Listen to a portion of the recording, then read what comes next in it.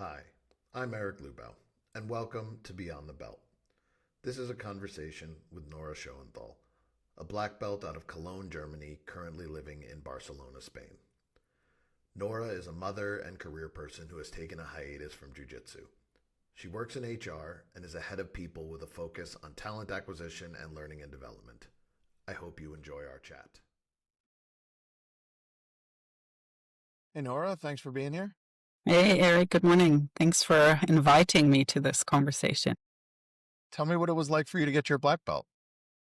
Well, this is a very interested and complex question, which probably leads also to a lot of what we're going to be talking about in this conversation. I'm born and raised in Germany. Maybe let's make it more complicated even. But I lived in the U.S. for an extended period in my life, and that's where I got into Jiu-Jitsu. And I trained in the U.S. in a school and trained all the way until I got my purple belt, and then I moved back to Germany, and joined a gym in Germany, where then ultimately got my black, and then ultimately my brown belt. But it was sort of a twisted and turned way, as they say, right? A lot of different things happened along the way. So of course, when I was living in the U.S. in that gym, I built up a women's class. I was able to build a little Saturday morning class that became sort of a feeder class for women who wanted to get on the mat but didn't really dare to go join the main classes, right? And that became a big passion project of mine. And so it was a bigger gym. I had a big network there. We trained for competitions together, and nothing ever big. So I was never a big competitor, but just your local competitions and things were ongoing. So it was a big part of my life. And when I moved then to Germany, I found a gym near my house that was a lot smaller and a lot less sort of a lot less variations and belt ranks, a lot more white belts, of course. And so as it goes, then right, you're a higher ranking belt, you quickly get into teaching more, and so you're supporting more of the gym and help keep the gym running a bit. And that's also what happened then before, when I was brown belt already, but then before I got my black belt, our instructor had an opportunity to go to Brazil for an extended period of time, 6 months or so. And so I ended up teaching the majority of the time while he was gone, and sort of, so felt like my own training actually was deprioritized quite a bit, and I was more invested in other people's trainings and kind of keeping the routine running and keeping things running. And so when he came back, I think there was also a bit of it felt a little bit like part of it was also the merit of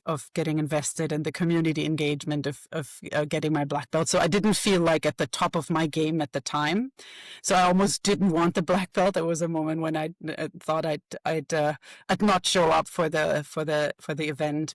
But then in the end, I did go and get it. But it was quite, I would say, I was quite torn about it at the time. You start as a white belt, you sort of picture that moment of getting your black belt as there's like music playing and Like the pinnacle of your fireworks jiu-jitsu and all career, of that. yeah. And it was more like, geez, now I have the black belt. No way back, right? Now I must wear it on the mat, even though I feel like I've been teaching more than training, and I don't even know if I deserve it, right? So that was a bit the moment of getting my black belt wasn't as much of a celebration as I had pictured it as a white belt. It was then more of a burden that felt like, wow, now I have to live up to that. Did you not feel like you were learning while you were teaching, or did you just Yeah, not feel absolutely. like you could solidify those learnings? Yeah. So I've always been more drawn to teaching than I have been to competing, right? I'm not naturally competitive. So there are people who you can feel when you roll with them, they're like out there to kill you, right? And out there to win the role. And that was never me. I was always more interested in the technical advancement and the learning and all that. And teaching, of course, was a way. And so I started teaching as a blue belt already, which I find quite early, but because I was the only woman in the gym, or the highest ranking woman at the time, I was then also interested in the development of other women. That led to me teaching the women's class. But I was agonizing over every technique that I taught, right? Because I was like, who am I to teach these techniques? And you get the instructionals from Emily Kwok, and you're like, this is Emily Kwok, right? And I'm trying to explain this in a way that as if I had used this technique just like she had in competition and everything. But no, I learned a lot, absolutely, breaking down techniques and making sense of them and seeing other people making sense of techniques, right? That I learned a lot. But you still feel like there is a sort of the grit on the mat when you're rolling with others, right? And the higher you go up in rank, the more you become sort of a target for others on the mat to see, well, she's got a whatever purple belt, or she's got a brown belt, or she's got a black belt. I'm gonna measure myself against her, right? And you've got some people who are less skilled maybe earlier in their journey who don't understand skill, weight, strength, and how to play with that as well. And so you don't necessarily I didn't walk off the mat every time feeling like I'm super accomplished. I killed them all. I got this, I So don't think that's a healthy way to look at it anyway. I mean, it's, yes, I don't personally, I don't find it fun to be like, oh, I just killed everybody. no, I'm yeah. also, I think I'm more in the teacher role Yeah, exactly, mindset than exactly. I remember. Do you know Val Worthington? Probably she's a household name in I know the the name. Yeah.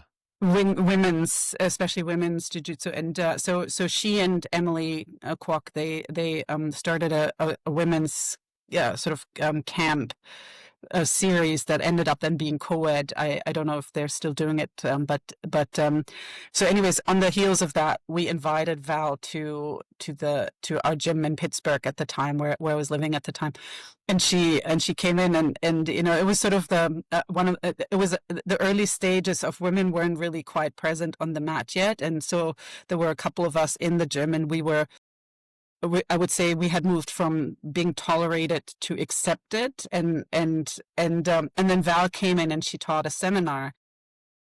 So number one, she is a black belt, and then she teaches she's very technical, very clever, very smart woman in how she teaches.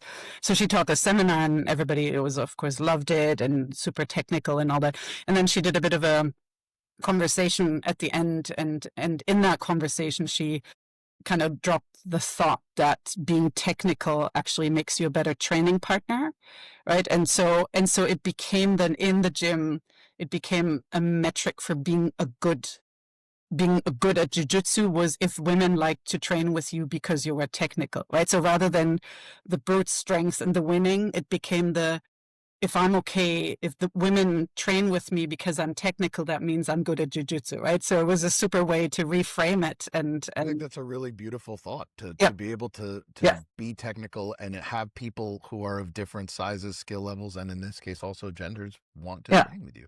yeah. And I had a one of the women that I've trained with for many years. She was super petite, so I'm not. I'm tall, and I've always been a bit on the kind of higher end on weight classes, etc. She's super petite, and but she would then only come in to train with me because she wasn't comfortable. She's also a little older already, and she wasn't comfortable training with just anybody in an open class, right? Because then you get paired up with your random 18-year-old white belt who's a bit on the heavier side, who just doesn't know any better, right? And so she and I trained, but because she's so much lighter than me but so much more technical, I had to, of course, completely change my game, right? I couldn't just use weight, and with the guys I oftentimes just had to use weight and had to use strength, and all that. With her, that wasn't an option, and so she this was a super good training also to train with somebody that much lighter and that much smaller to make that a worthwhile training setup for both of us. So, What was it like to feel to know you were going to a place where you felt tolerated and not accepted? Like just going back to the thing you said before, like yeah. how did you get yourself to show up on a regular basis just feeling tolerated? Well, I mean, the before we were tolerated, there was a phase where we were feared, right? And so we as in we the women. So I remember. So I started at that gym, and it was a Sorry, what super is good it? Can you gym. just explain? What do you mean you were feared?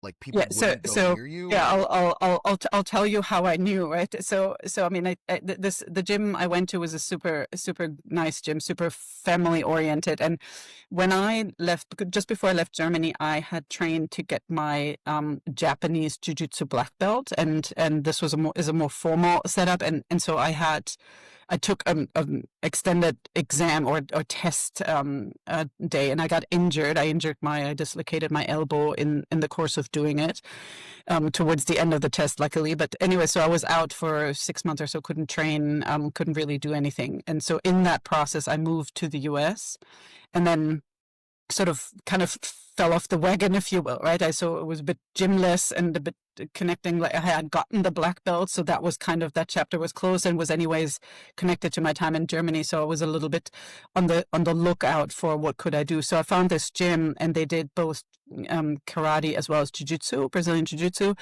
And I went in and I spoke with them, and I really liked the people. And then they said to me, why don't you start with the karate just to get your fitness back? And the karate also had a little bit of self-defense elements in it. So that's what I started to do. I started to train in the karate for a while, and kind of always watch the jiu-jitsu after the karate class. And every once in a while somebody would say to me, oh, why don't you try a class? Why don't you try a class? And I always said, oh, I don't have time, right? And it's like famous last words. Then at some point I said, why don't I just try a class, and the rest is history, right? If all of a sudden you find the time, and then that's all you do, right? You train 7 times a week and 2 classes a day and do both karate and jiu-jitsu. But I wasn't the only woman, but Laura, my training partner who I talked about earlier, she was around, but she mainly did privates, and every once in a while she'd drop in. So she was known because she had competed successfully, but she wasn't a presence on the mat, so to speak. And there was one other younger girl, and she dropped in for a little bit. But what happened was we'd sit on the mat, and after warm-ups and whatever, and then the instructor would say, pair yourselves up to now do the techniques. And you'd literally, I watched out of the corner of my eye, I'd see the guys disappear, right? They're like not touching the woman. She might cry, she might bleed, she might do whatever, right? I'm not touching the woman. She might get freaked out and all of that. And yeah, I mean, in the end, it's persistence, right? As you keep showing up. Then at some point, there was a group of guys who was sort of, I think, took pity in me and said, do you want to train with us, right? Because you feel like you always get the leftovers. And so I started befriending them, and they weren't scared or anything. And then people start to see you're sticking with it, right? So they're starting to see you're showing up. Number one, you're showing up more than they do. You get the techniques maybe more than they do, right?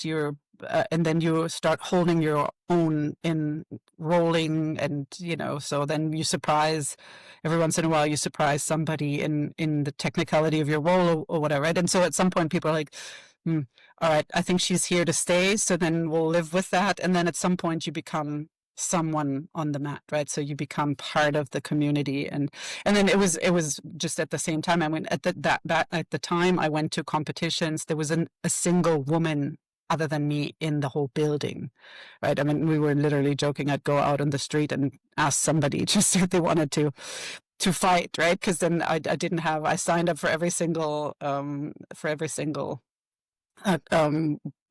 possibility, gi, no gi, whatever, right? Anybody there, I'll fight them, because it was so rare to see women on the mat. And then, but it started to develop, right? I remember going to I think it was a Naga competition, and I think we had women in three. I mean, I think we were 20 kilos apart, 3 of us, right? So it was like it's a pretty big weight difference. 60, 80, and 100 kilos, and the referee said, do you want to just get into one group together? And I'm like, that sounds like a really great competition. So, but they were like, well, I don't know what to do with you other than that. So and when you had gotten your black belt, just sort of shifting back to Germany, when you had gotten your black belt, did you continue as like an instructor, or were you able to like fall back into the student mode and sort of concentrate on yourself? yeah, No, never really.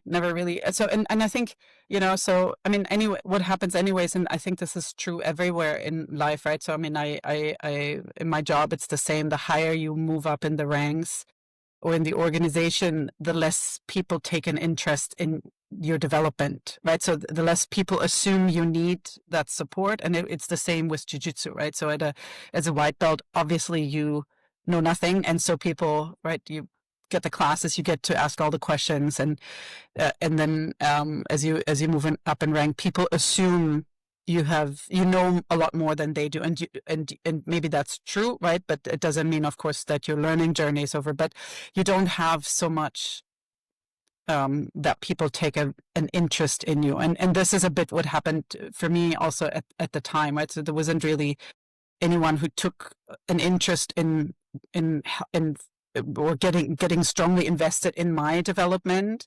So then if you're left to your own devices, right, and then you have to figure out, do you go travel to a seminar, or do you go see somebody, and how do you structure that, right? And so then life happens, and I also, with how much I was teaching and with how little that sort of felt like it was, I mean, like we said, right? So it did further my learning, but in a very different way. It didn't feel like, to me, I was getting stronger and stronger and stronger on the mat. I kind of maybe got disenchanted a little bit with Jiu-Jitsu at the time, right? So I fell out of love. I always say burned out is too strong, but I think I fell out of love with Jiu-Jitsu because it didn't give me the energy when I was living in the US, and partially also when I was living in Germany. It was my energy source, right? That was my social environment. It was fun. It gave me reprieve. It physically trained me and all of that. But when you teach also, it's not as physical, right? So, I mean, there were times when I warmed up and then I was cold on the mat because I was teaching. I find it to be physical in a completely different way, actually. Like, I'm more sore usually from teaching because I'm like standing up, getting down on my knees, yes, like repeating the same thing true. over and over, completely different body. There's like no consistency to it. But yep. yeah, exactly. Like, yeah, it's not intentional training, right? It's sort of unintentional activity, and then you warm up with the class, because that I always do, and then you teach the techniques, like whatever, and then at the end you roll, right? But by the time you roll, you don't feel like you're in the groove or anything, right? So you don't feel like you're warm to roll, and then of course your people are like, cooled I want down to roll with the black belt. Let's bring it on, and then I don't know how it was for you, but most of the time there's an even number of students, and so then the teacher sits out, so you're getting a lot fewer rolls. correct. And then you're cold going into the rolls, and then you're worried about getting hurt while you're cold. Yeah, completely get it. Yeah. And then I don't know if that happens to you, right? But then the people muster up their courage to ask you to roll, right? Because black belt, and you're like, oh. Sure, right? And then they're all sort of wound up because they want to prove themselves. They want to, right? And you're like, oh, how do I explain this to you? So now anyways, now I've had kids and knee surgery and all of that, and you're like, I'm not here to, right, win the training. I'm not here to prove anything. I'm just here to exercise and come home ideally healthy and uninjured. So how often do you train these days? absolutely no. There's no. I do not train, right? I mean, I was, interestingly enough, before I was talking to my husband, I'm like, what do I wear for this, right? Because then back in the days, I would have had my Jiu-Jitsu shirts and all of that, and of course I still have them. And my husband's healthy advice was, well, I wouldn't show up in a gi. but it's like, it's not. I don't train, right? So I trained. I've trained on and off, but life sort of has evolved in kind of different ways, and so I've had spurts of training in between. So the last one is now a year ago, when I was in between jobs. So I live in Barcelona now, but I was in between jobs, and so I found a super gym here near me, and went. I was like, also that, right? So I found them, then I texted them to say, hey, can I come? And as it always goes, they're like, yeah, just come by, right? And then I'm like, all right. So then I took 3 days to muster up the courage to actually do it.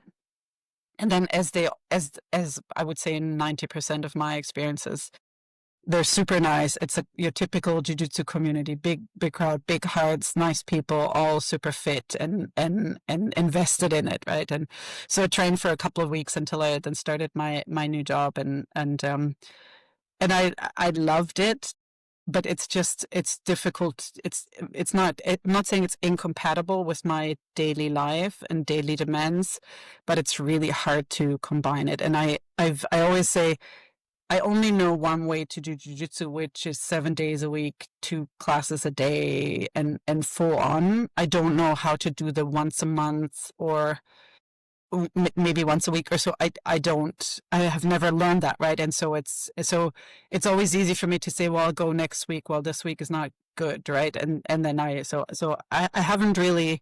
So right now, jujitsu is it's still part of my identity because I still talk about it when people ask me fun facts, right? I still talk about what I've done, but right now I don't train, and I have yet to figure out how I keep it in my life. And we haven't broken up yet because I can't let go of it yet, but I haven't figured out how to be together yet. I think that's a hard thing to do, though, like to work something into your life that you care for and that you want to prioritize, but it's a weird adjustment for prioritization. Like, how do I go take it from 7 days down to 3 days down to 1 day, and still, because you have the physicality that's required, the stamina, the endurance, Exactly.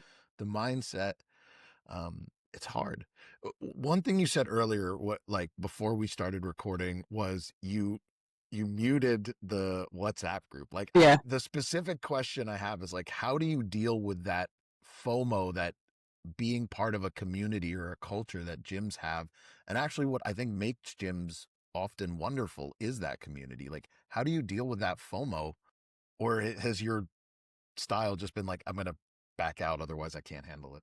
Yeah, I had to back out a little bit. Also, I mean, if you kind of active on or not active, even if passive, if you're just sort of lurking around in social media, right? You see all the stories of the people that trained and then they had a baby, and 5 minutes later they were in a competition, and and then they intentionally get all their nutrition straight, and they do all of the right things, and you know what all of the right things are, but you're like, yeah, man, but I just don't. I Right, so my life is different, and so there is a lot of pressure that, right, you don't see the struggling as much on social media, right, or out in the open, but and then the story I was telling about the WhatsApp group, right? So you join the gym, that's always easy, right? But then you join the WhatsApp group, that's also always easy, and then you see the pictures of the class pictures. Oh, today we train. Who's signing up? Oh, today's Saturday, and you're like, yay, no class on the schedule on Saturday. Who wants to train, right? Who wants to come in for a roll? And you're like, yet again, I'm not there. I'm missing out, right? Should I be going? So I had to mute and actually ultimately I archived it, right? I didn't leave the group, but I had to archive it, so I didn't see that constant feed of all the things I wasn't doing, right? And I think it's less, for me, it's less the fear of missing out and more um, the feeling of I'm not adequate, right? Or so I should be able to fit once a week or twice a week or once a month or twice a month or something like that training into my schedule, but somehow I don't, right? So then is it because I'm weak, or is it because I'm not courageous enough, or is it, right? So I mean, all the reasons that I can explain that in my life, but also I have made priorities for things. So if I wanted this to be a priority, I could probably figure out how to do it, right? But maybe now is not the time, or I don't know, right? Something is not I just think clicking. that's like fascinating. It's really interesting to me as somebody who has, over the years, I mean, I've been doing martial arts in some form for close to 40 years. Yeah, wow. Between wrestling, boxing, Muay Thai, MMA, Jiu-Jitsu, like I've got a whole bunch of other things that I've done in there. And I always try to find a way to like work other things in. Yeah, And it's never easy. it's never easy, And it's exactly. always a prioritization thing. And there's always an emotional toll that decision takes on you. Takes, yes, exactly right. And so I guess the sort of thing I'm asking here is like, how do you deal with the emotional toll when you show up for the one class and you're like, oh God, I missed this. And then you realize it's just not like a thing. Like, how do you handle that? Yeah. Well, I suppose you have to be sort of, you have to be okay with not being all in everything, right? And if I look at my life, I mean, there was a time when jiu-jitsu was a big part of my life. That was it, right? It was all consuming. It was everything, and it kind of was my social life, and it was a lot of the things that what mattered to me, the teaching and all of that.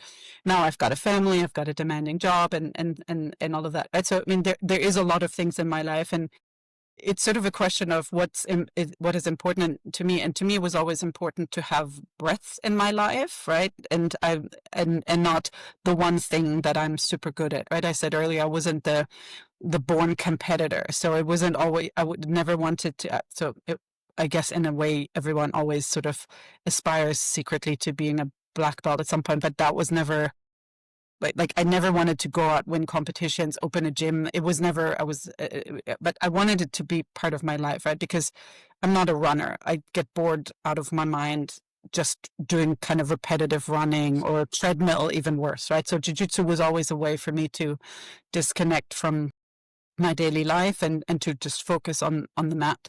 But with the more stuff I have in my life, the harder it gets also to just mentally disconnect when going on the mat, right? So I don't know how you perceive that, but I've had moments where I went on the mat and forgot everything, and you come out a different person afterwards.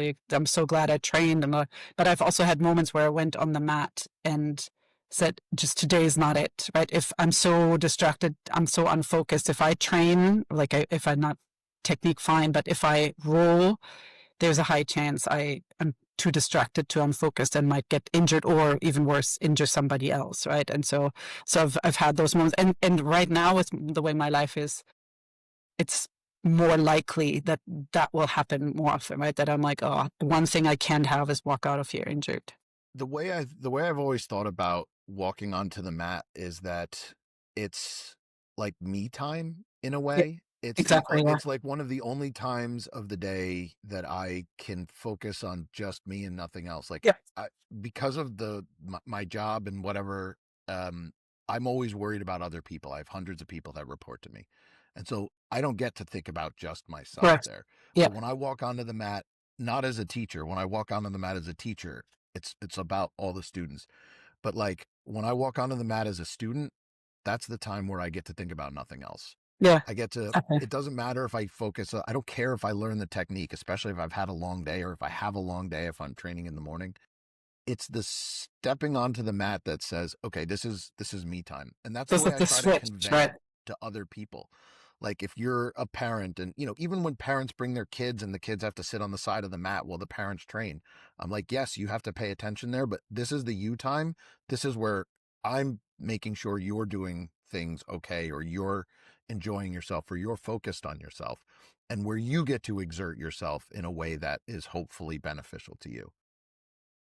So that distinction has always been the way I've thought about jujitsu. So if I can only get an hour a week to myself, Yeah. for some people that's therapy. For some people it's jujitsu. But Yeah. whenever you get the time to focus on yourself, that's the prioritization mechanism I often try to use.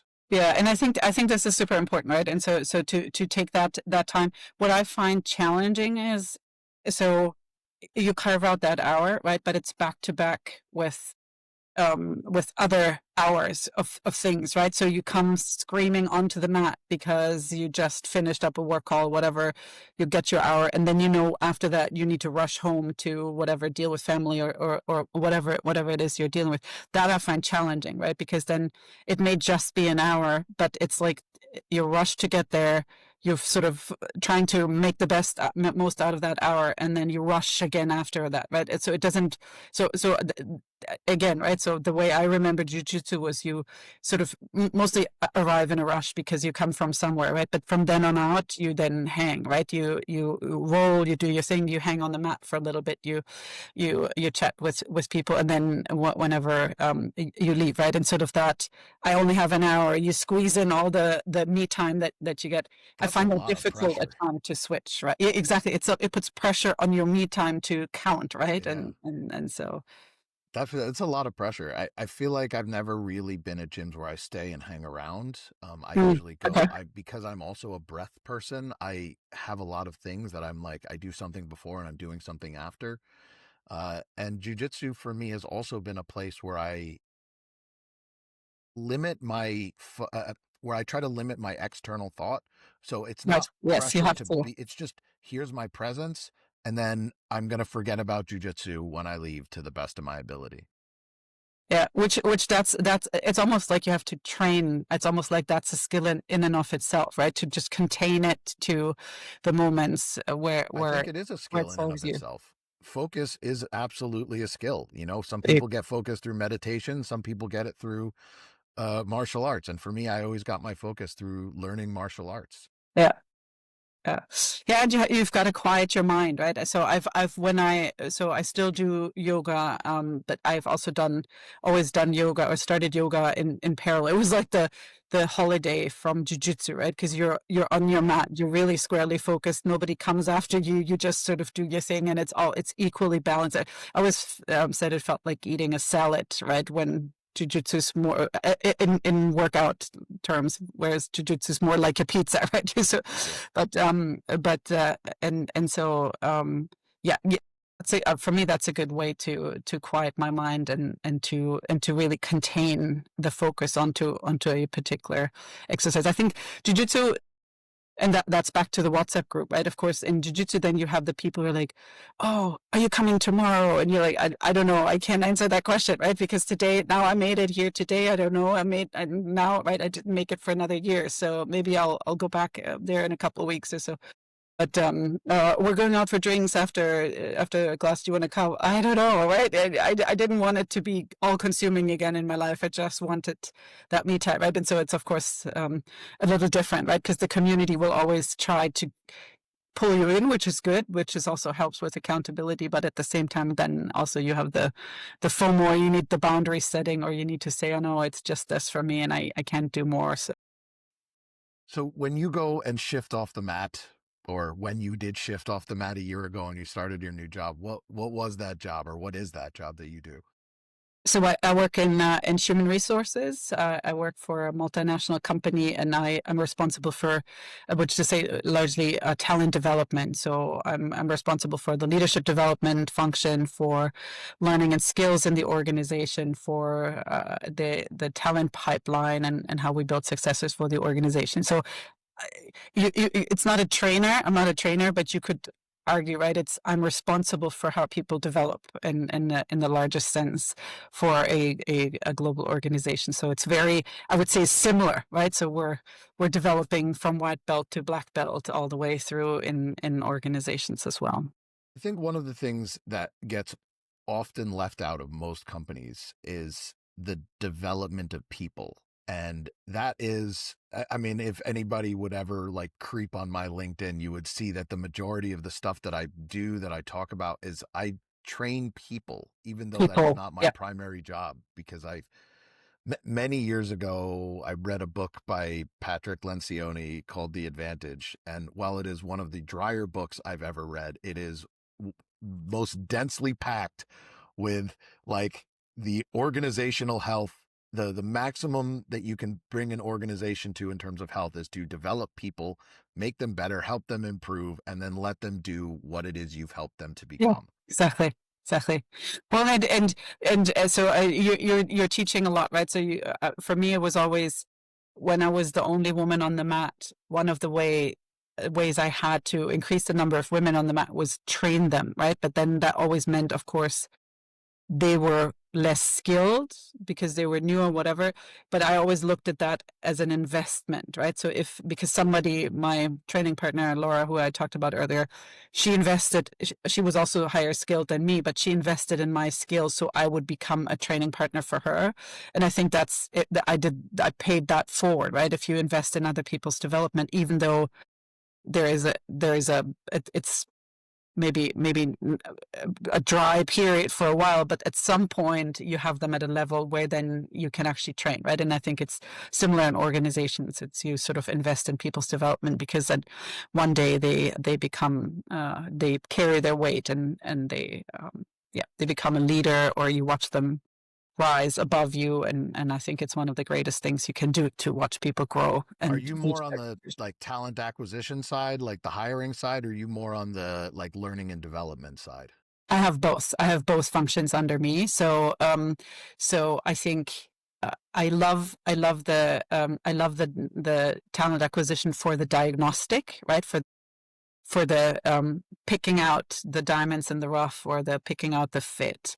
But I love the people development side, of course, because you can give I people. really want to talk about both because I've Yes, have go ahead. experience in like in both sides of this. So just to start out, like on the talent acquisition side, um, what does a what does the starting part of the pipeline look like for you most often? Like when somebody comes to you and says, "Hey Nora, we need to hire for this role." Like, how do you look at the beginning part of that? Do you really focus on what the needs are of the team? Do you focus on the needs are what the needs are of the company?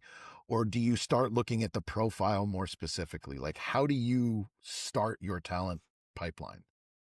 Well, I mean, I think interesting. It's an interesting question because then I don't know what's. I mean, the first question is always what's the business telling me they need in terms of role, right? But in the end, we're looking for what kind of skills do we need to propel us into the future. Let me phrase it a little bit differently because I've many years of doing either hyperscaling or even just regular growth at a company.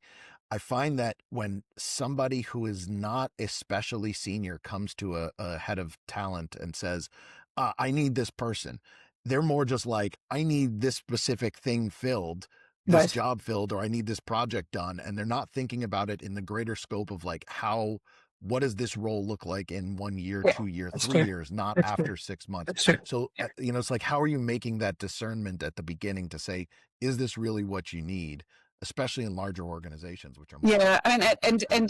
it is a skill, right? It's where talent acquisition becomes consultative rather than order taking. And I will say, in fairness, and with all the love in my heart for my own function, it doesn't always happen, right? So and sometimes it's also fine. Sometimes you just need to fill a job, right? Sometimes there's work to do, and you just need another pair of hands of the similar skill set, etc. But sometimes there's an opportunity to say, hang on, right? So as we have this vacancy, can we look at this in a broader context, right?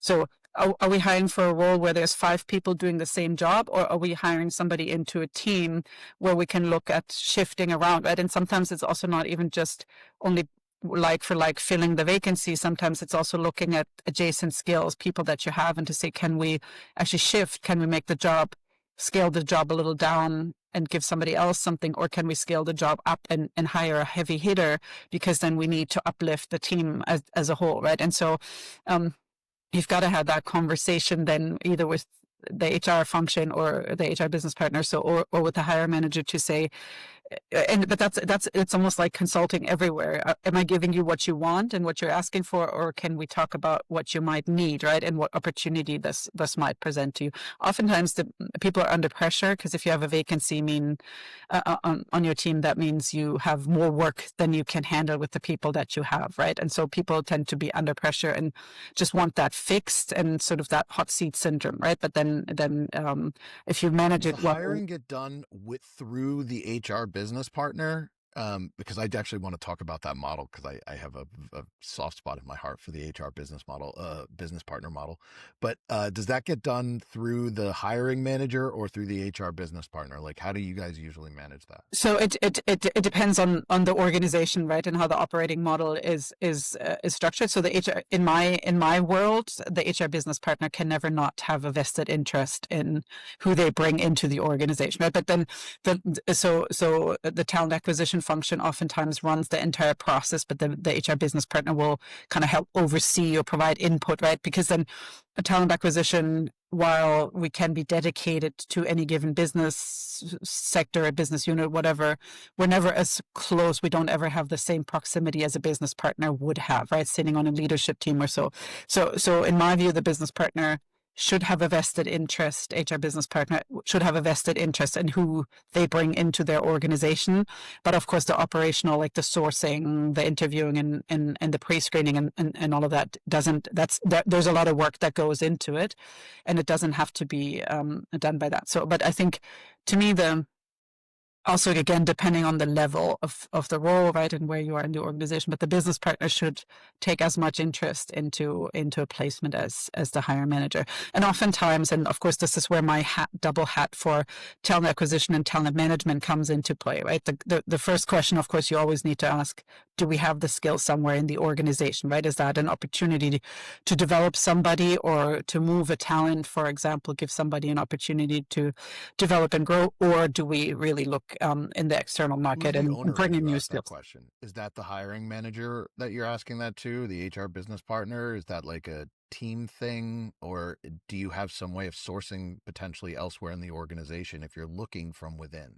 Yeah, it's all of the above. So of course, right. So I mean, as I reckon, so the hiring manager or any good leader should have an idea of their pipeline and developing, but sometimes it's a challenging role to fill, or sometimes we have exhausted all the opportunities in the organization, and then it's also my responsibility to shine a light on the parts of the organization that might not be as visible to the specific hiring manager and the business partner, right? So then I'm responsible for talent, so you can say, what about talent X, or how about this, right? Or we have somebody here who is adjacent skills, and so in this day and age, data helps more and more. We're not at the where we, as in most organizations, are not at a place yet where you can have that at the push of a button as easily. But we're getting there, right? So we're getting to more transparency on the skills we have in the organization.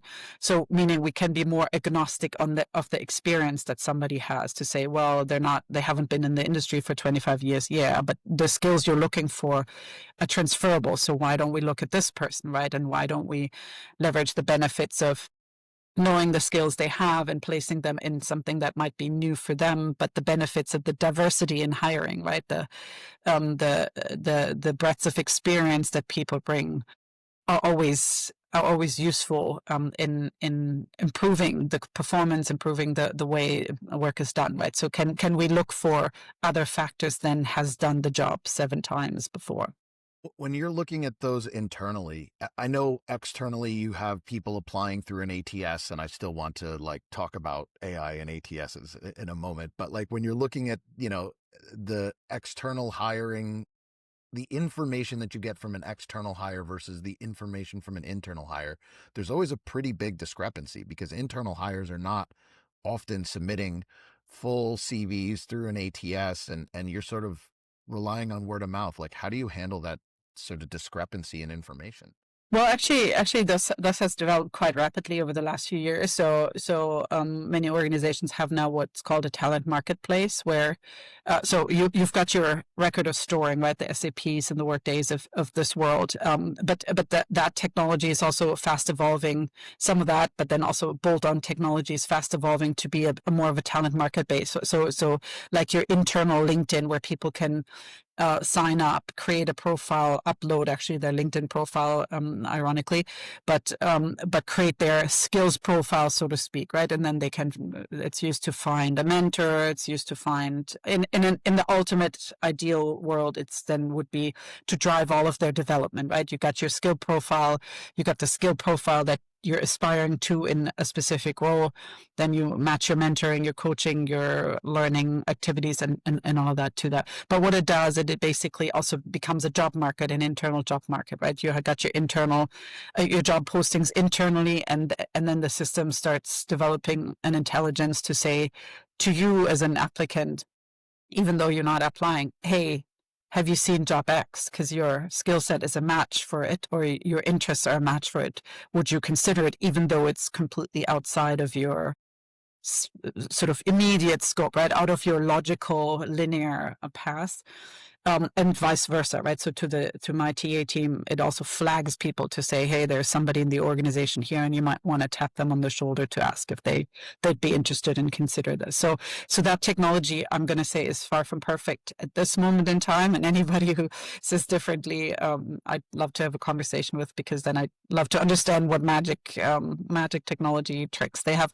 But it's evolving rapidly into a lot more transparency, right? And a lot more from the Is there the I've got my requirement list of though? people. Mhm. Is there the requirement to have these internal individuals fill out their information for the talent marketplace? Because I feel like that's probably where the gap is that people are You just gotta not as opt in. invested.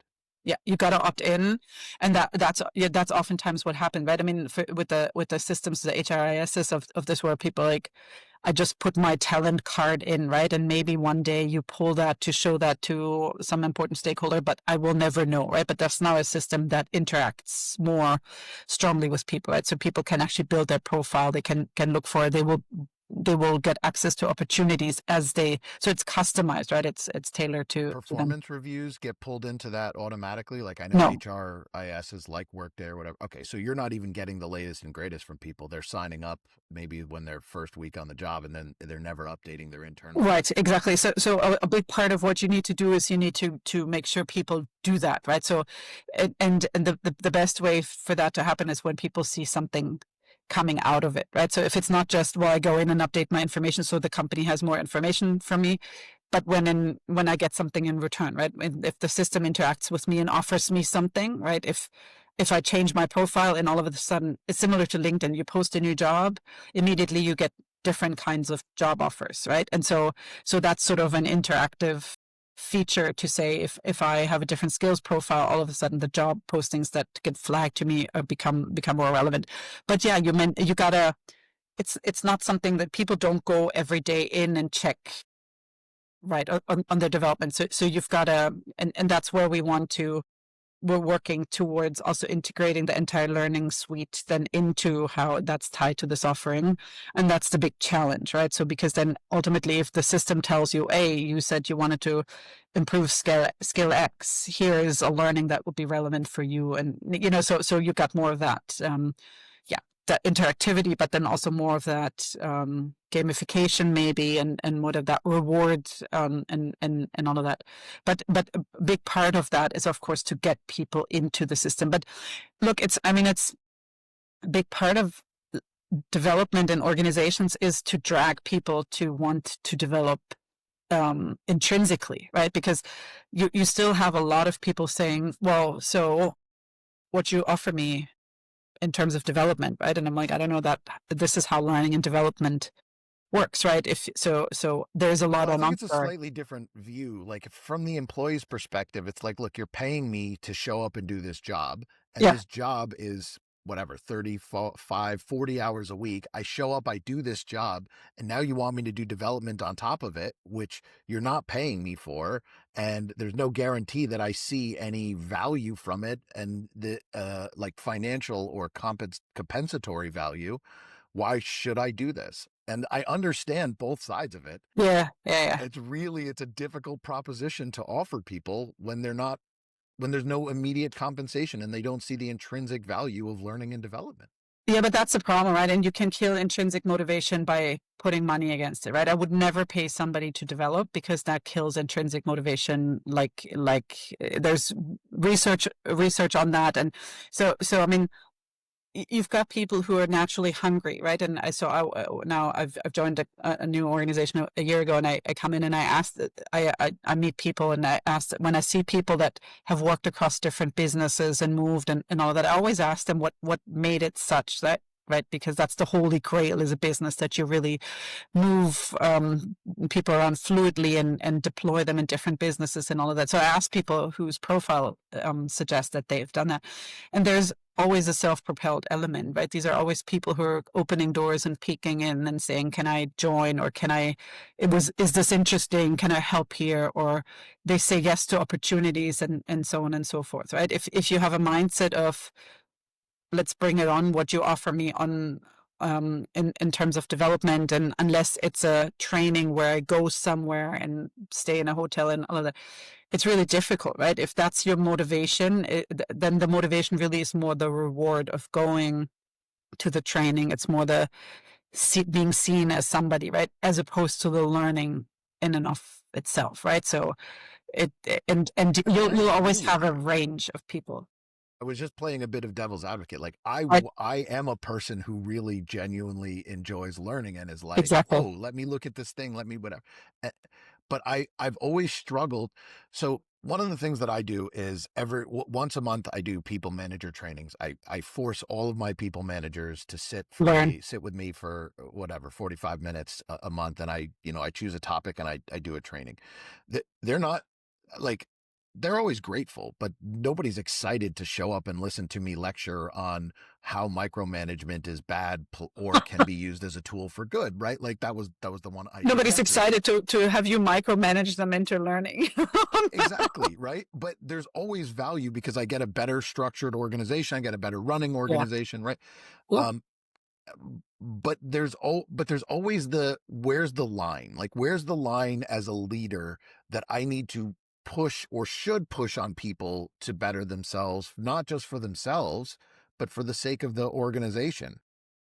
I don't think so. But now you're preaching to the choir on this. I don't think there is a line, right? Because then what I say to people also is learning used to be a perk and it used to be a goodie that we would give people, right? And it used to be exclusive to the chosen ones. And then enter technology, right? Now virtual, now everything, now knowledge is everywhere, right? So there's no excuse not to learn, except maybe that you don't know where to start and all of that. Yeah. But the thing is also with But what's even that you happening. don't have anymore because AI, you can say, hey, I want to learn this, teach it to me like a Yeah, chat 5-year-old or GPT, give just me a, explain, say to yeah, me tell me what this, I'm this, I want to be this, tell me what I need yeah. to do and where Give do me I a plan, learning right? It's all plan there. and here's my Exactly. expertise and talk to me through this lens. Yeah, of course. I mean, this is Exactly. now easier. But I think it's also what's changed rapidly over the last few years or so is that so I always talk about kind of the employability is for me the equivalent of sustainability, right? And so not to learn is you become a liability for yourself and the organization, right? If you assume your job remains the same and always will be the same and you're good at your job and you'll just keep doing your job, if you're 5 years from retirement, that's a safer bet to make than, but even then it's risky. But if you're 25 years from retirement, that's a really risky bet to make, right? To assume that so investing in yourself and refreshing your skills, keeping your skills current, etc., is absolutely non-optional in my view, right? Because you want to stay relevant for the job market. And as an organization, we have the duty to ensure that there is an infrastructure, there is opportunity for people, that we tell people what to do, we give people access and all of that. But the step on the mat, people have to make themselves, right? So we built the gym, they need to lift the weights. And if they don't, if One they of the choose not ways to. I, I agree completely. One of the ways that I sort of worked around this is recently I ran, like I run mostly a software engineering organization. Most of the people that work for me are software engineers, but I was having trouble getting people to buy into, hey, AI is going to be valuable, which is a crazy thing, right? What Like is interesting in that industry, you'd be right, where it's like AI is going to do that for you before exactly. you know. So what I did was I held a hackathon and I was like, everybody in my organization, whether you're the learning and development, whether you're tech support, whether you're QA, whether you're an engineer, a designer, product manager, DevOps, data science, everybody, you will do a project with AI. And the only rules are you will do a project with AI and it has to be somewhat work related. Like other than that, I don't care. It doesn't have to be with a company strategy. It could be whatever. And this way, people were solving their own problems using AI, and it was building intrinsic motivation. I mean, it worked for the most part. For some, yeah. I would say it showed me an adoption curve that I wasn't expecting. There were Nice. people who I wasn't Right. expecting would be that interested and who are now the, forward thinkers in the organization. And there were some people who I was expecting to take up the mantle and they, skip the hackathon because they didn't want to be bothered with it. But I was trying to manufacture intrinsic motivation because it is, yes, beneficial for the company, but if they don't figure this out somehow, they're going to be unemployable Yeah, in 2-3 that's exactly. years.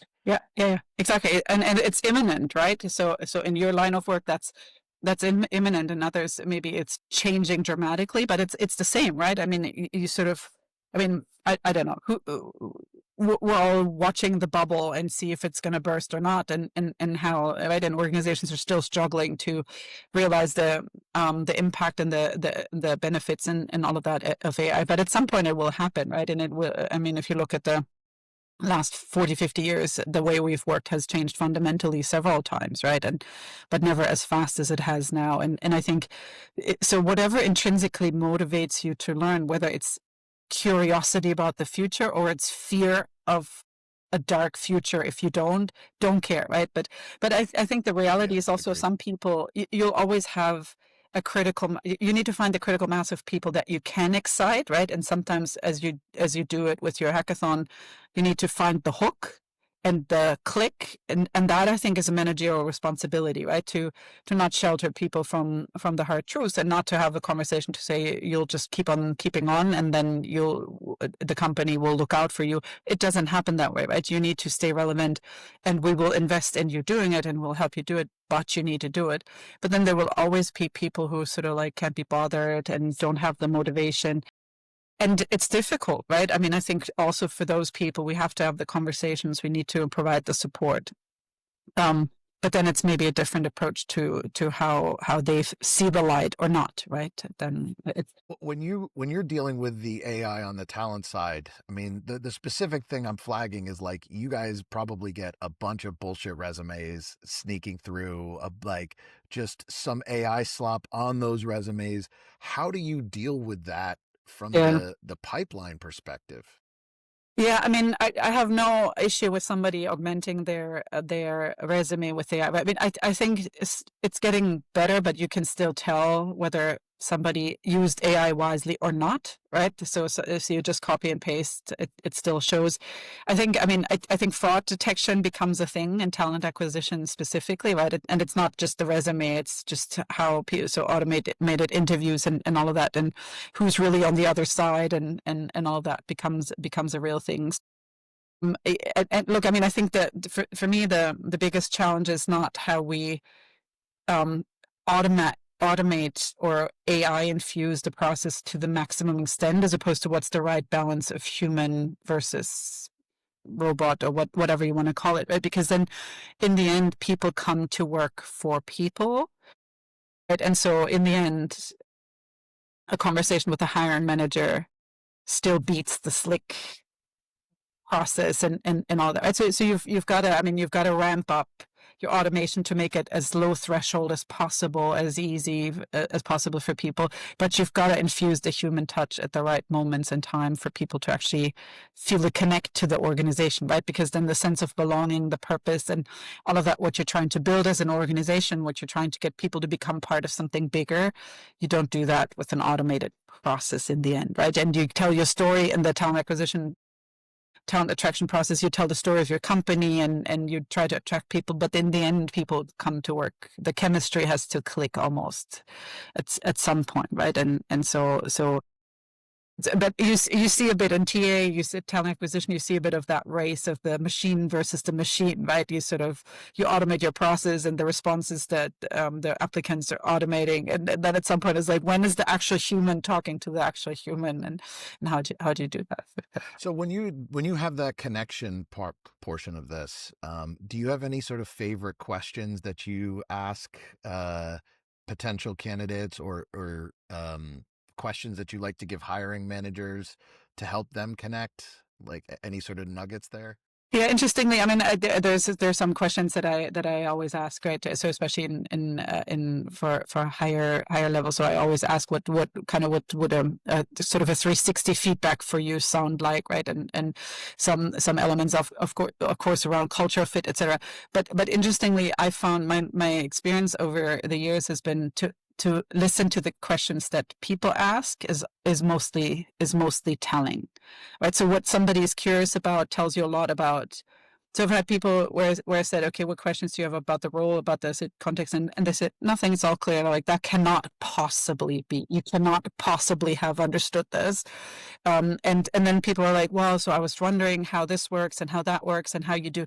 And then I'm like, okay, I've got somebody who's thinking along, who understands the challenge, but wants to dig in, right? And so that's been the most telling for me, and also the motivation as to why people want to do a certain thing, right? I mean, I've had somebody say, well, because I live down the street and I want to work for this company, and I'm like, That's not sure this is exactly the reason I Please want. never be late for work if you get this job. So, and I mean, that can be a fair motivation, right? But I'm looking, of course, for somebody who is invested in making it work, trying to understand, trying to make it better, right? And kind of getting your head around it. And the curiosity that somebody brings tells me also something about their beyond that specific role. So that's usually I listen for the questions that people ask more so That's than so fascinating. I'm the the same answers. way. Like all the senior leaders that I've interviewed over the years, I always, if they don't ask me any questions, then I'm usually like, okay, this person's already out. Yeah, Um, yeah. but I do always have 5 questions that I ask at the end What are of you? What my are your standard interview. follow? My standard, so I ask if you could give yourself advice from 5 years ago, what would it be? Nice. And I love that one because I so often hear Bitcoin and I'm like, okay, cool. This person's materially driven, like just noted, right? And You it's know not, that for the salary negotiations. yeah, it's not positive or negative. It's just sort of objective.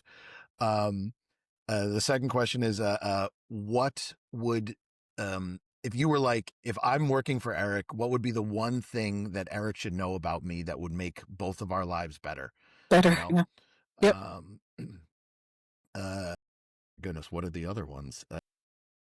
It's been a while. I haven't had to do all these. You haven't had to interview. Yeah, lucky. Uh, uh, Lucky. I'm blanking on most of the rest of them. And then the last one is, what do you do for fun? It's Yes. always, what Yeah. do you do for fun? Because that is my quote unquote airport test. Yeah. Because if I Right. want to know that this Yeah. person can speak passionately about something, and Right. that they are not just able to speak passionately, but that they can put a little bit of depth into that passion. Right. Yeah. And they It's more than just go watch a movie or something. It's more it's a deep interest in something, right? Yeah. Yeah, and not just that, it's not just that it's a deep interest, it's that they can communicate that interest in not just a way that shows me that they are passionate, but that they are able to convey that passion and get me interested in it. Because if I'm not going to be able to get interested in anything that you're passionate about, as somebody who is personally interested in what people are Right. passionate about, Yeah. then I wonder how well this person is going to be able to fit socially into the kind of culture that I think is important to That you're create within an building. organization. Yeah. Yeah. Yeah. I always, so I mean, there's the sort of the cliche question of the strength and weaknesses, which I don't ask that. I mean, I ask sort of a version of, what do you think you'd bring? But I always kind of ask people also around what is it that you're working on right now in terms of your own development, right? Because then if you ask the strength and weaknesses question, then people will sort of say, oh well, they will frame something, whatever. I'm very too passionate at times, and so we'll frame something challenging as actually good because whatever. But I want to hear more. So an honest reflection on recognizing that we all have development needs, and then actually an active approach to doing something with that, right? So and constructive, as in I've tried this and gotten some feedback from that, and rather than saying no, it's all good with me. No, I'm not interested in people that are all good, right? If I'm interested in hiring people that have room to grow above and beyond, and then do so intentionally. That's Is ask people to tell me about their worst mistake and what they've learned from it too. yeah. So that's a good one as well. I Yeah, love that yeah. because What biggest failure, right? Yeah. yeah, and I will never forget this one interview I had. I've interviewed, I've probably done 3,000-4,000 interviews over the years because I hired for hundreds of roles at some of the like scale ups that I worked at. And I did this one interview with a candidate who was ostensibly perfect for a director, like my director of IT position. And, I needed to build out probably 50 people into that IT organization. So I was really looking for somebody who was experienced, and everything was great. The interview was great. And then I asked him, like, name something you did wrong. And he said he's never done anything wrong that he had to learn from. And I was like, We're like, well, this is not the first time this is going to happen. what? Wait, you've literally never made a huge mistake that's cost the company thousands of dollars? Like, how did you get to a senior level and you've never, and so we get to the end of the interview and I was like, okay, thank you for your time. And then I was so confused by that statement. I actually asked one of my peers to interview him and be like, I don't understand. And then he proceeded to tell my peer the same thing, that he never made a big mistake, that he's so careful that he's never made a big mistake. And I was like, well, then I don't know how I can trust somebody who's going to innovate and be able to No, lead a team exactly. if you're unwilling to take a risk. No, exactly. Yeah. Well, and if you're so careful not to make a mistake, that slows your decision making down, right? Because you can't possibly always have all the information, and it doesn't have to be a real mistake. It can be just, I made the wrong decision, and in hindsight would Yeah. have done it differently. Whatever, right? But and I mean, people always ask me, how do we recognize the future CEO ideally at the moment they enter the organization just out of university, right? And of course, that's not a thing, right? Because then the potential is real, right? Some people have potential to go faster, have more grit, have more sort of are more prone to develop further and all of that. But experience also is a thing, right? So I mean, you see some young CEOs, but not many, because having been around the block just helps, right? And if you can condense, of course, experience in a shorter period of time, no question there. But having experienced certain things and not having experienced certain things makes a Why venture difference in your capital like judgment. second-time founders? There's Yeah. a reason for that. Yes. Yeah. Exactly.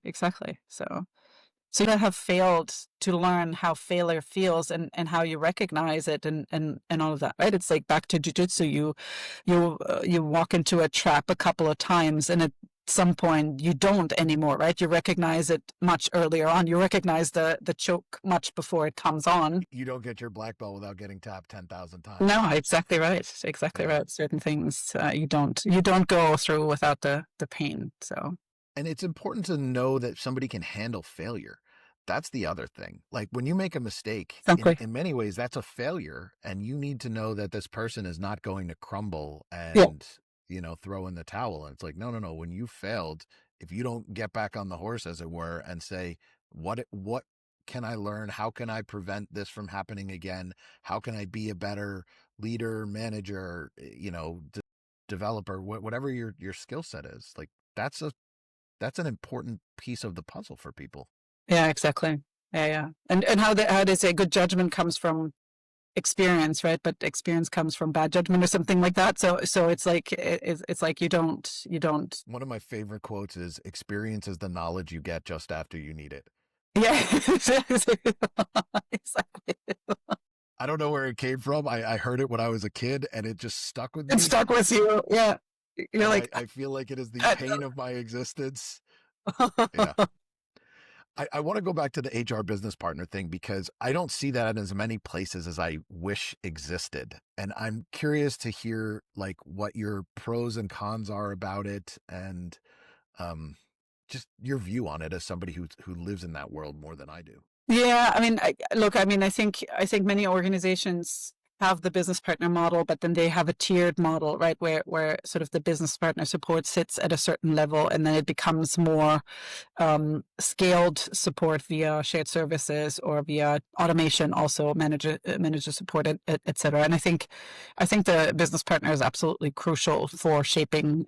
So if you want at the highest level in the organization, CHRO or however you want to call it, is absolutely crucial to sit at the table and shape strategy, right? Because then the CEO of our company famously said there is no strategy without people strategy, and so people are what makes it happen, right? And have a deliberate, intentional approach to making sure the people of the organization are cared for, but also leveraged intentionally. I think is super critical, and I see that as the primary role of the business partner, of course, above all, in conjunction with all the other things that they're doing, but as an integral part of the strategy for a business unit, a function, an organization. Absolutely, Yeah, I absolutely. always have the HR business partners at my staff meetings. Like Yeah, that is absolutely.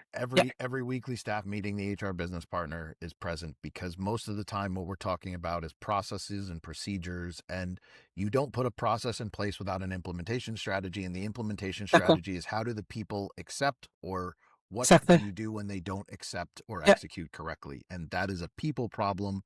And while managers are qualified for that, there is sort of the qualification to execute and then the responsibility to execute and deal with the non-execution paths.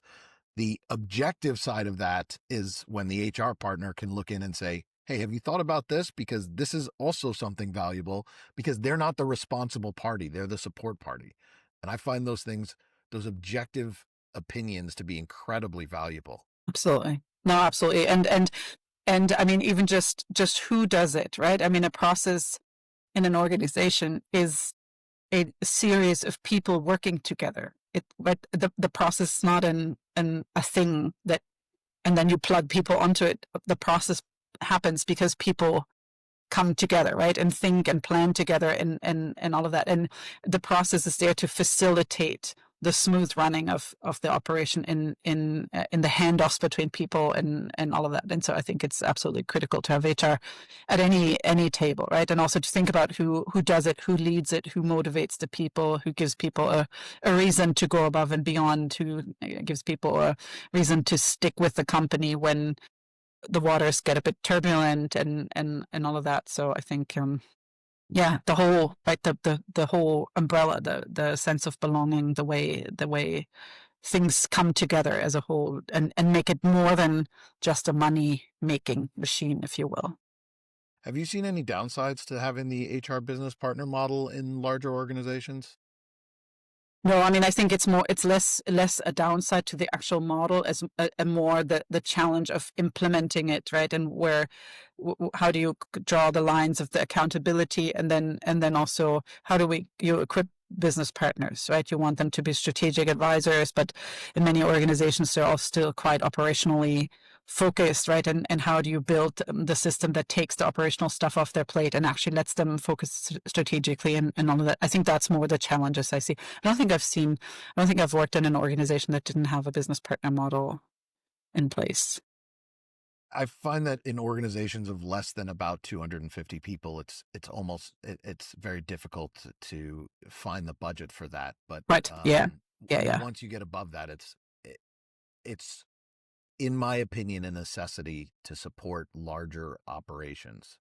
Yeah, absolutely. And I mean, you have more.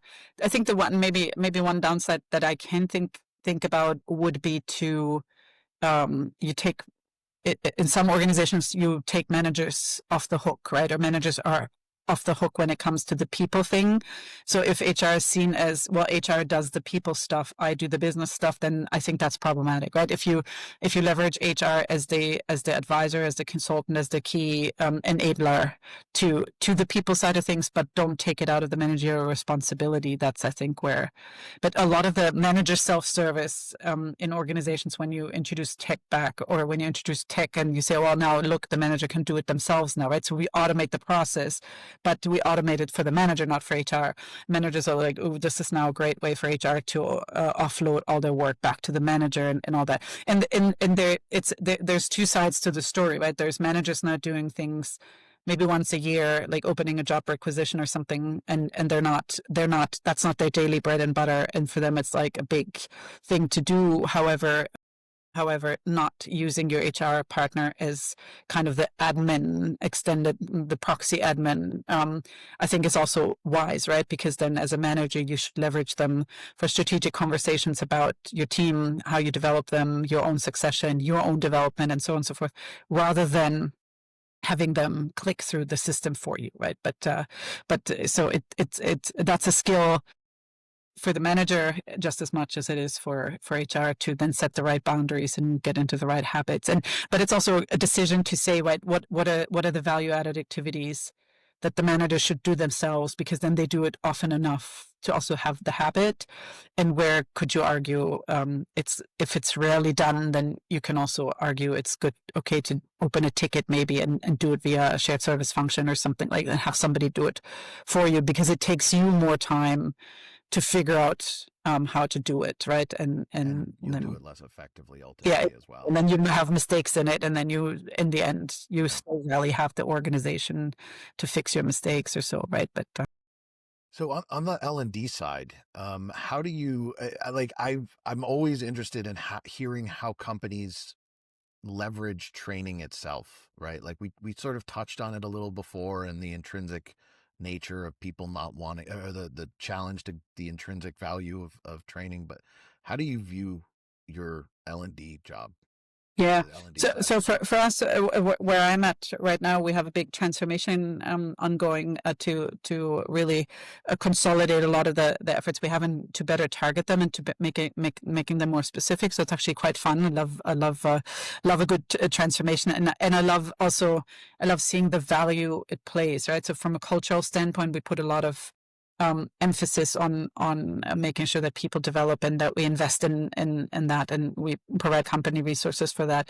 I think the learning, the actual formal learning it's just a small part of what you need to do, right? So you need to create an ecosystem that makes that low threshold. Ideally, you present content to people in a low threshold kind of manner, right? And if you work in Teams or in Outlook or whatever. So ideally, it's right there where people work, or they work on a machine. In an ideal world, you've got their instructionals on how to run the machine somewhere there, right? Augmented reality and you name it. So ideally, it's a low threshold to ask a question, to upskill yourself in an Do you easy guys way. actually have augmented reality L&D components? No, but it's a thing, right? So I mean, I think so you can build simulations and all of that. So of course that's then more endearing. But no, we don't have that yet. Let's just say that. But then there's also the forward looking, right? So there's the how do I solve the problem, but then there's the forward looking learning, and how do I develop myself for the future to do a different job, etc. Right? And so of course there's the official training and the formal learning that you can take, but a lot of that just also happens through managers coaching, through peer coaching, right? Through opportunities, through intentional deployment in projects, and so on and so forth. And I would say, back to what we said about experience, right? You can't ingest all knowledge just through experience, right? You also have to acquire some formal knowledge, but it has to all go well hand in hand, right? And it has to be sort of because people can say, I read a book, I read a book, so I have the skills, so naturally you can promote me, right? Also, that of course doesn't really work, right? How do you judge then the skills in application, and the skills in complex project, and a very complex project, or in a transformative project? Very different way to apply skills as well, right? But you got to approximate that somehow and figure out how you. So what's your baseline here? Like when somebody says, like, what's important to you as, head of L&D, like what is it, leveraging people's laddering up people's skill sets? Is it the baseline requirements for compliance, don't spam and cybersecurity? Like what is your baseline for success in L&D?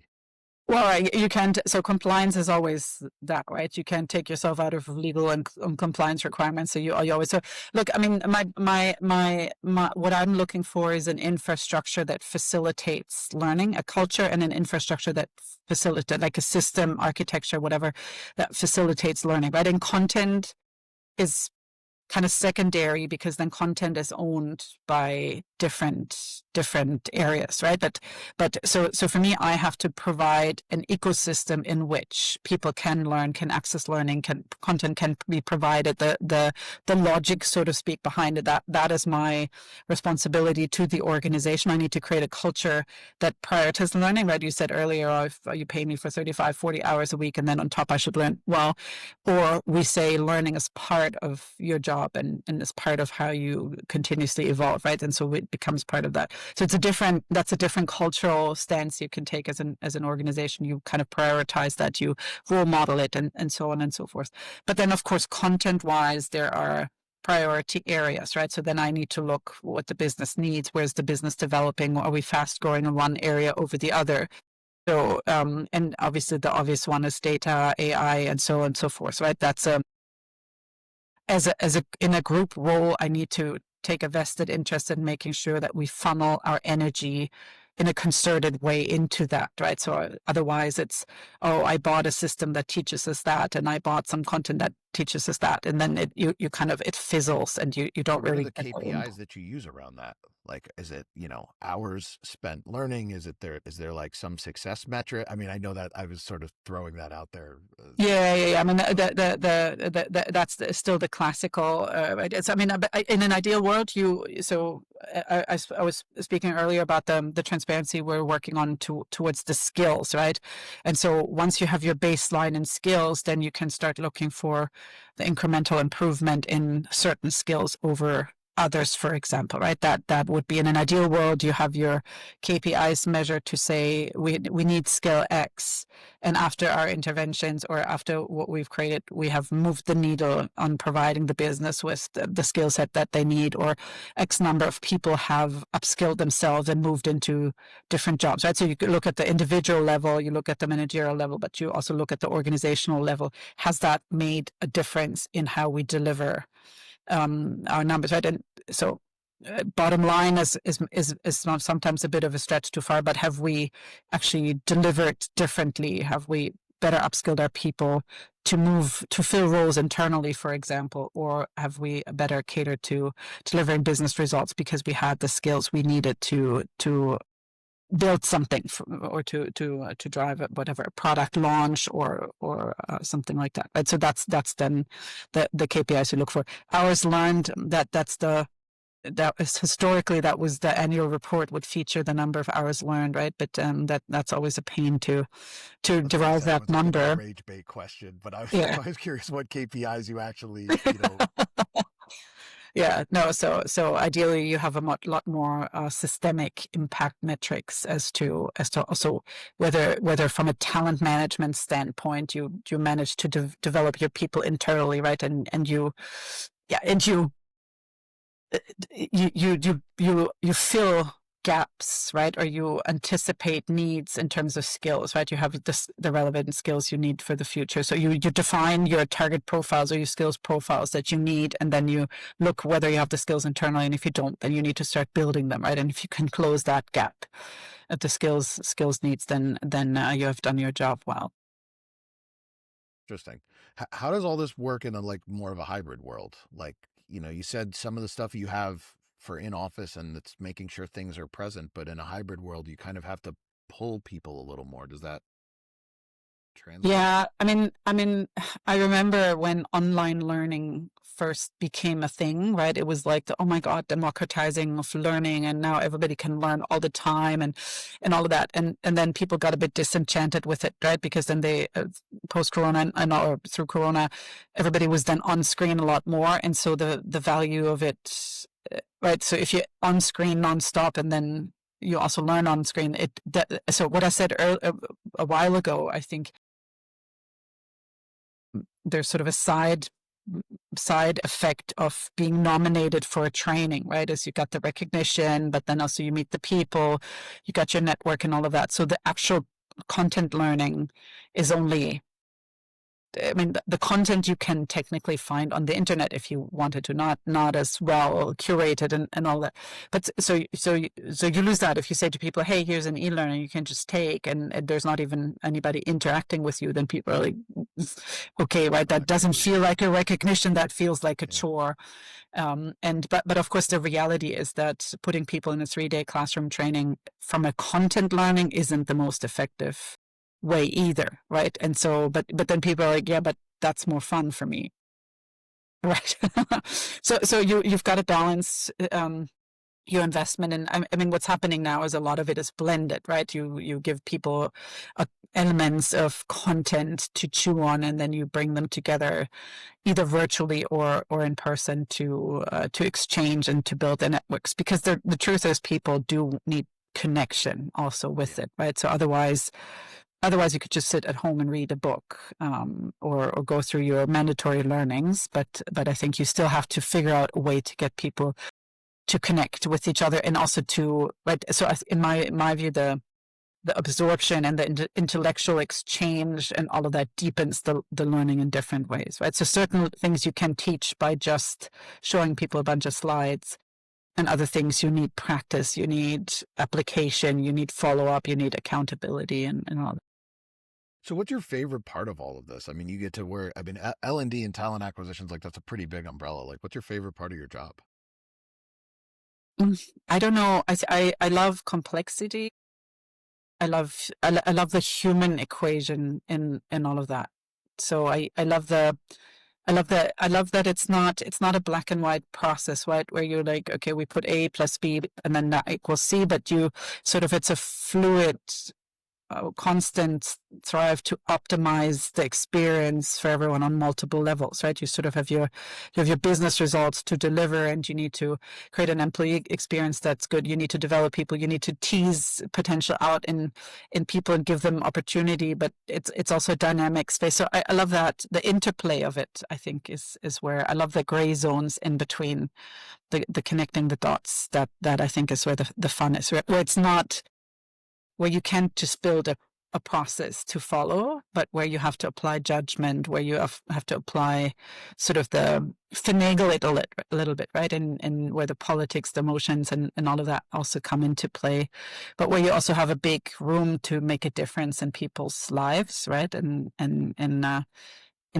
opening doors, not opening doors for them, but helping them go through doors, right, and grow and stretch. So I think that's the part I love, right? So what do you wish people understood about like the HR side of things and your world that you think most people get wrong? Yeah, I'll always tell this funny. So I once went to do an MBA, and we were a study group, and then we said, it was the statistics class, I think, and we said, oh, we need to get some data and then run an analysis, whatever. And I said, oh, I've got some data, because we had done an analysis in the company I was working at the time between assessing people's potential, and then I think it was either performance assessment results, or something like this, right? And so I brought this data, and it was like a correlation. It was a scatter plot, and I think it was a correlation 0.35 or something like this. And I was super proud of it, because then in the people world, that's massive, right? And so so one of my study buddies, he's a nuclear engineer, and he's like, you could have sneezed on that plot and it would have been a clear, like, it's like, in my world, this would be inadmissible, right? And I wish, so it's like that's what you need to understand. You can't, humans are complex, and humans are more similar than we'd like to think at times, but then it's complex, right? We have our learning history, we have our experience, we have who we are and how we function, we have situational elements to it. And so it's constantly evolving, rather than it's sort of you get to a place where you've got it figured out and you solve it. And I'm German, and I work for a German company right now. So we love having things figured out and lists and black and white, right? But it never is, right? And that's the beauty of humans in their environment, right? It's constantly evolving. So that. And why most of us like Jiu-Jitsu, because we get to roll with a different person each time. Exactly. A puzzle to solve. You're right. And one day you walk on the mat and you're like, I'm on top of the world. I got this. I have technique. It's flowing. And the next day you're like, I'm gonna hand in the belt. This is it. I'm done. I don't deserve this. I don't know what the coach was thinking. Yeah, I get it. Yeah. So is there any piece of advice that you wish everybody knew? Well, on life in general, or on Jiu-Jitsu, or no, I mean, I think whatever you want, whatever you wish everybody knew in any form of. I mean, you're a parent. Like, what do you wish your kids knew? Well, I think that's a good framing. I think maybe it's good. Everybody needs to find their own path with things, right? And so I think it's good to compare yourself with others just for orientation, but in the end, I think there is a moment to stop comparing yourself and stop putting expectations on yourself as to what you should be doing or how it should be, and find your own path and find your peace with it. I think, and I look at my kids, and of course, there was a time when I would have loved for them to also do jiu-jitsu, right? And at least one of them, he's just not made for fighting and all that. And so that's fine, right? And so letting people find their natural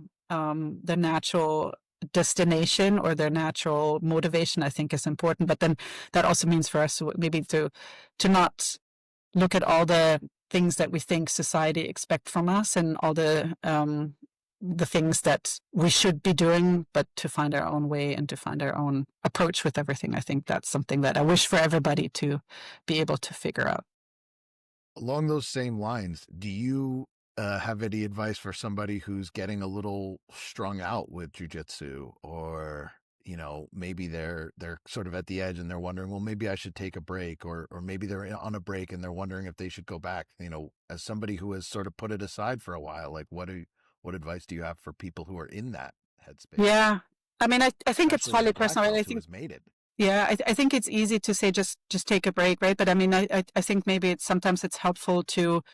So if you get strung out with something, then sometimes it's good to ask step back and reflect, what is it that has you strung out, right? And so for me, I wasn't really disenchanted with jiu-jitsu itself, but the environment. I just wasn't in an environment. I was teaching so much, and I felt like I'd lost my own journey in that, and so, but there wasn't also really a good way for my own journey at that moment in time. I would have had to put a lot of effort in it, and that just logistically and all that wasn't in the books, and that's okay, right? And so there is no there's no harm in that. But sometimes it's whatever change you need to make, whether it's a break or whether it's looking at it from a different perspective, or maybe it's switching gyms, or maybe it's trying a different sport, right? And maybe